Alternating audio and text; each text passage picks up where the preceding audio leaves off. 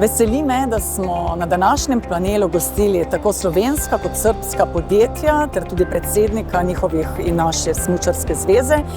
Saj Slovenija pri marsikaterem vidiku športa, tako pri infrastrukturi kot tudi pri vlaganju v neke trajnostne rešitve, v inovacije v športu, primer dobre prakse in zgled Srbiji, ki še išče svoj model in ima ravno zaradi tega še zelo velik razvojni potencijal.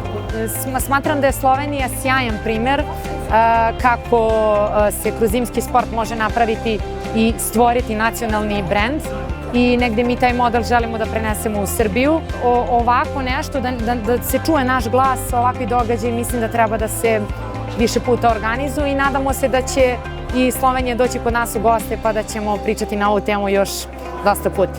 Današnji dogodek je priložnost za spoznavanje in tudi druženje na nivoju športa in posla.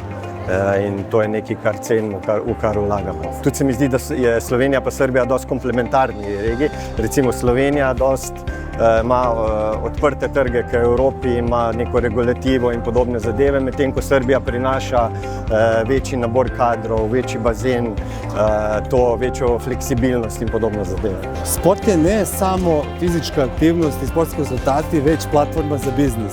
Ono što smo mi u Privrednoj komori Srbije prepoznali je sport da bude platforma i ovakvi sportski događaji za povezivanje privrednika dve zemlje, u ovom slučaju Srbije i Slovenije, prosto je prirodno, obzirom da smo veliki spoljno-trgovinski partneri, da dovedemo privrednike i iskoristimo ovaj neverovatan događaj pun potencijala za neformalno povezivanje srpskih kompanija sa slovenačkim kompanijama.